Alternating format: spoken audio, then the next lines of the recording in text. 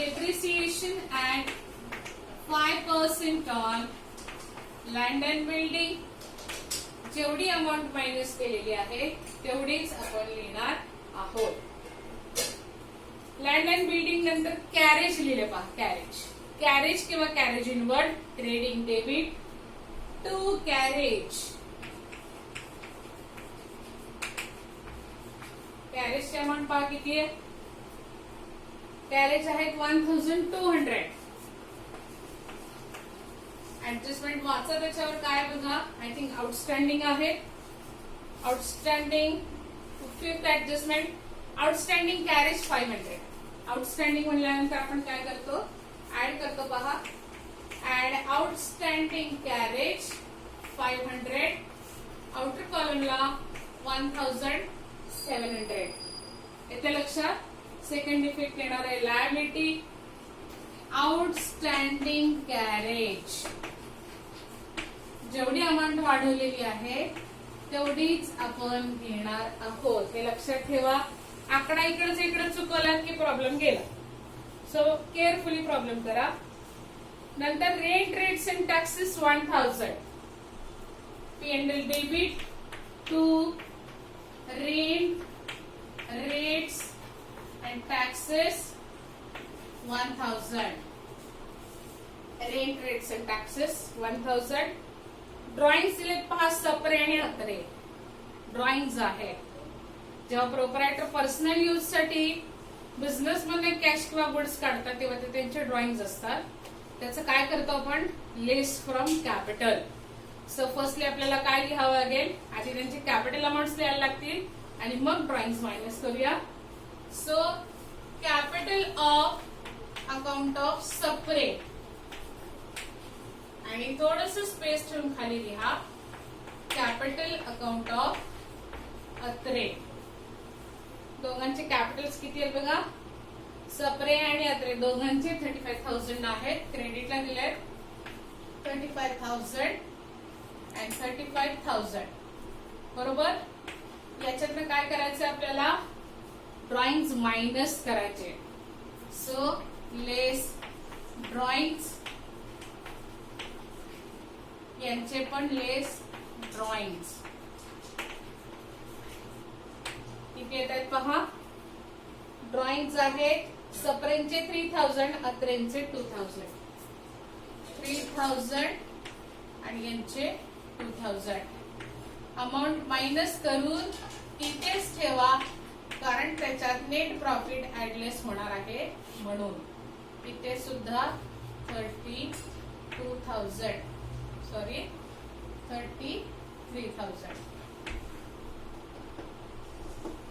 इथे 32,000 येतील. इथे 33,000 येतील. आले लक्षात.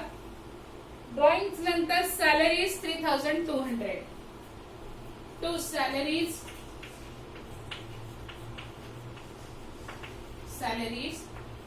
3,200. Next bad debts 1000. आता हे जे ट्रायल बॅलन्स मधले बॅड डेट्स आहे that is old bad debts. आपण मगाशी याचा रेकॉर्ड केलाय. सो आता परत रेकॉर्ड करायचं नाही. मशिनरी प्रॉब्लेम सुरू होण्याच्या अगोदरच मी मशीनचं डेप्रिसिएशन काढून दाखवलेलं आहे. तुम्ही ते वर्किंग नोट मध्ये व्यवस्थित लिहून घ्या. डायरेक्ट आपण आता डेप्रिसिएशन मायनस करणार आहोत त्याच्यातून. मशिनरी अमाऊंट पहा. मशिनरीची किती आहे 25,000 आणि डेप्रिसिएशन किती सांगितले पहा. सेकंड ऍडजस्टमेंट मध्ये आहे 10% depreciation. So less depreciation at 10%. मग असे आपण वर्किंग नोट मध्ये आय थिंक 2000 रुपीज काढलेले आहेत. 2000 दोन्ही मशीनचं डेप्रिसिएशन काढले. ते कसं आलंय तेही मी सांगितलंय. सो डायरेक्ट आता आपण त्या मायनस करूया 23,000. तुमच्या माहितीसाठी पुस्तकात पण सेम वर्किंग नोट दिलेली आहे. त्याला सुद्धा तुम्ही रेफरन्स घेऊ शकता. मशिनरीचं second effect P&L debit to depreciation at 10%. किती अमाऊंट आहे पहा 2000. आलं लक्षात. मशिनरी नंतर ऍडव्हर्टाइजमेंट आहेत 4000. To advertisement P&L debit 4000. आले लक्षात. लास्ट आहे पहा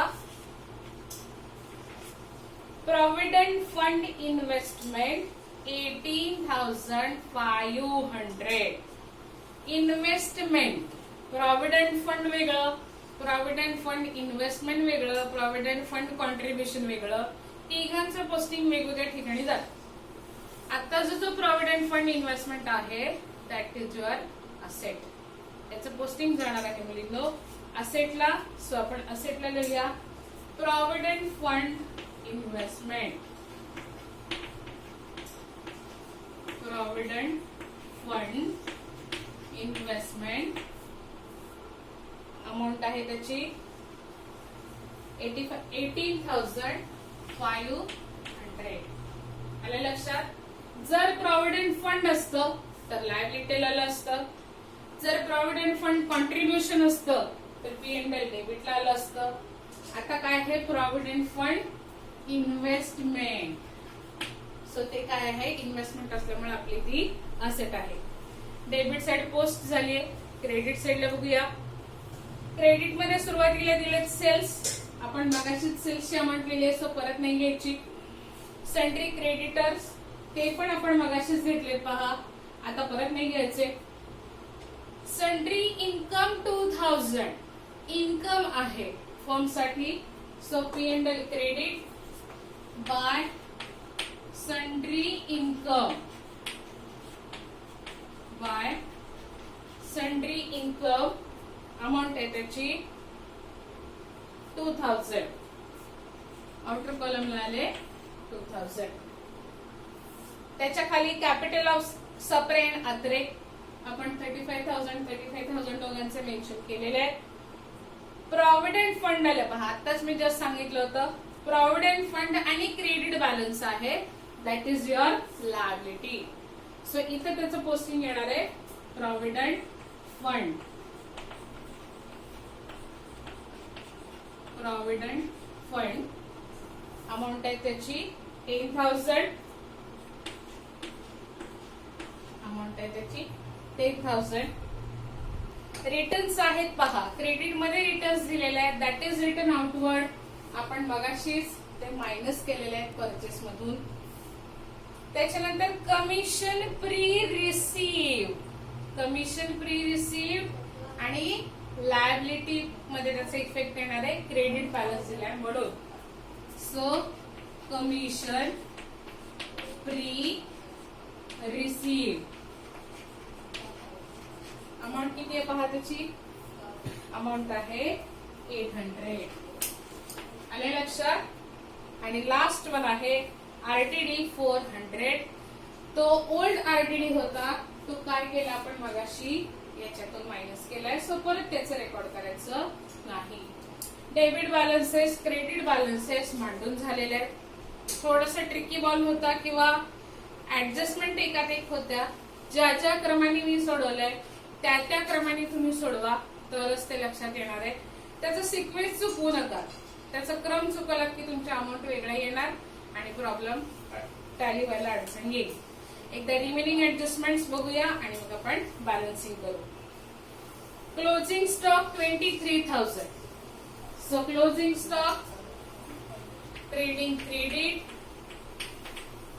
क्लोजिंग स्टॉक 23,000. क्लोजिंग स्टॉक 23,000 बरोबर. Next depreciation land and building and machinery केले पहा आपण. पहा land and building 500 machinery 2000. Land and building 500 आणि मशिनरीचं 2000 आपण इथे दिलेलं आहे. Third adjustment create bad debts and RDD. Bad debts and RDD 1000 आणि 2100 मायनस केले. सेकंड इफेक्ट आपण P&L डेबिटला दिलेला आहे. चौथी ऍडजस्टमेंट आहे goods worth ₹3,000 sold. that is unrecorded sales. Add in sales and add in debtors. हे चुकवूच नका. नंतर आउटस्टँडिंग कॅरेज आहे पहा 500.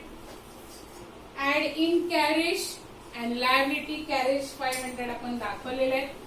आणि लास्ट ऍडजस्टमेंट आहे गुड्स वर्थ ₹8,000 परचेस्ड.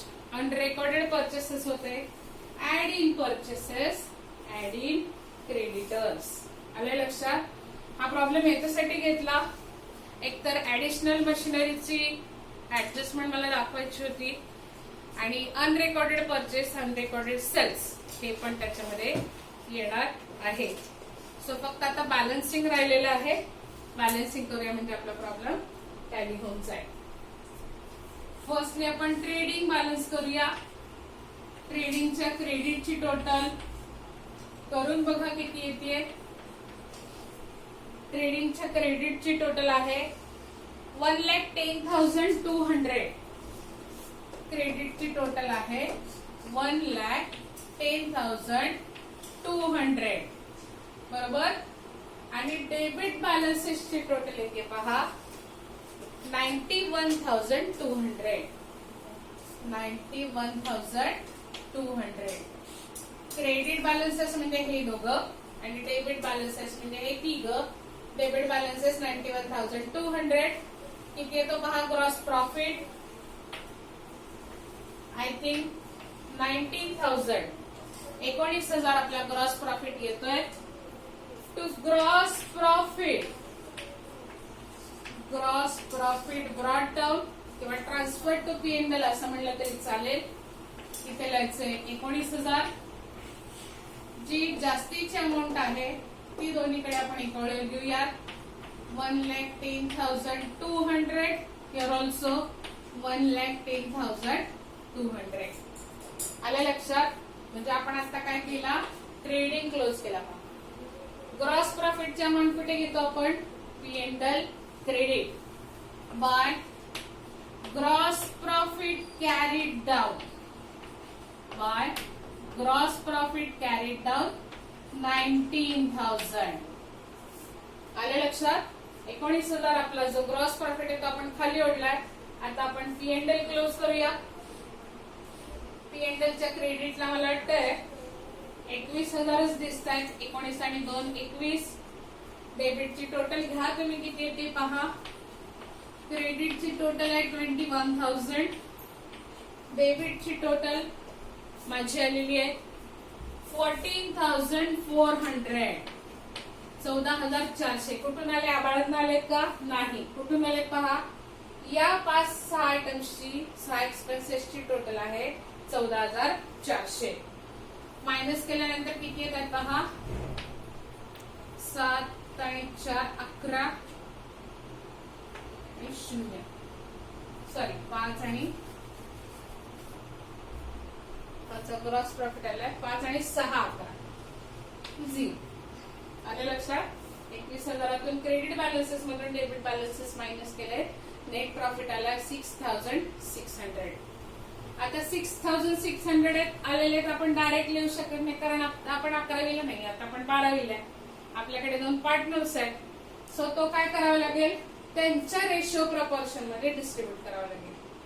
तो रेशो जो असतो तो सुरुवातीला दिलेला असतो. रेशो किती आहे 1:1. एकास एक. म्हणजे ह्याची काय करावी लागेल, हाफ अमाऊंट आपल्या दोघांना द्यावी लागेल. सपरेंना द्यायचे 3,300 आणि अत्रेंना द्यायचे 3,300 या पद्धतीनं. म्हणजे दोघांची टोटल येईल 6,600. प्रॉब्लेम संपताना मी ही कॅल्क्युलेशन दाखवी. To net profit transfer to Sapre and Atre किती दिले पहा दोघांना 3,300. इकडे सुद्धा 3,300. असे मिळून आउटर कॉलमला आपला नेट प्रॉफिट दिसतोय 6,600. येते लक्षात? जी जास्तीची अमाऊंट आहे ती इकडे घेऊया 21,000. 21,000. बऱ्याच लोकांना हे जे 1:1 आहे याचं डिस्ट्रीब्युशन लक्षात येत नाही. तुमच्या माहितीसाठी थोडस इथेच दाखवते पहा. सप्रे अँड अत्रे रेशो किती आहे? 1:1. एक आणि किती झाले? 2. बरोबर. म्हणजे सप्रेंना किती द्यावे लागतील? 6600 इंटू त्यांचा भाग किती आहे? 1. किती पैकी? 2 पैकी. आणि अत्रेंना पण तसंच करावं लागेल. 6600 इंटू 1 डिवायडेड बाय 2. 2 पैकी 1 भाग त्यांना आणि 2 पैकी 1 भाग त्यांना. एक सफरचंद कापल्यानंतर अर्धा यांना द्यायचं, अर्धा यांना द्यायचे. त्यामुळे 6 जर 600 या पद्धतीने विभागणी केली तर आपली अमाऊंट येते 3100, 3100. आलं लक्षात? नेट प्रॉफिट फक्त ट्रान्सफर करूया, प्रॉब्लेम आपला कव्हर मध्ये येईल. Add net profit 3300. आउटर कॉलमला येतात पहा 35,300. इथे पण यांचा नेट प्रॉफिट देऊन टाकूया. Net profit 3,300. इथे येतात 36,300. आलं लक्षात? हे सगळं जर का ऍक्युरेट सोडवलेलं असेल तर दोन्ही साइडची टोटल एकच येते. लायबिलिटीची आणि असेटच्या आउटर कॉलमची टोटल सेम येणार. लोक शांत ठेवून प्रॉब्लेम सोडवला तर सेम येणार आहे. जरा गडबड केली ती चुकेल. माझी टोटल दोन्हीकडची सेम आली आहे. 1,13,900. 1,13,900. बॅलन्सिंग अमाऊंट आहे 1,13,900. बुक मध्ये बऱ्याचशा प्रिंटिंग मिस्टेक आहेत. मी ते चेक करून मगच प्रॉब्लेम सोडवायला देते. प्रॉब्लेम मध्ये काही कळलेलं नसेल तर जरूर विचारा. प्रत्येक कॅल्क्युलेशन आपल्या स्वतःला आलं पाहिजे, कारण बोर्डाचे पेपर तुम्हाला सोडवायचा आहे. धन्यवाद.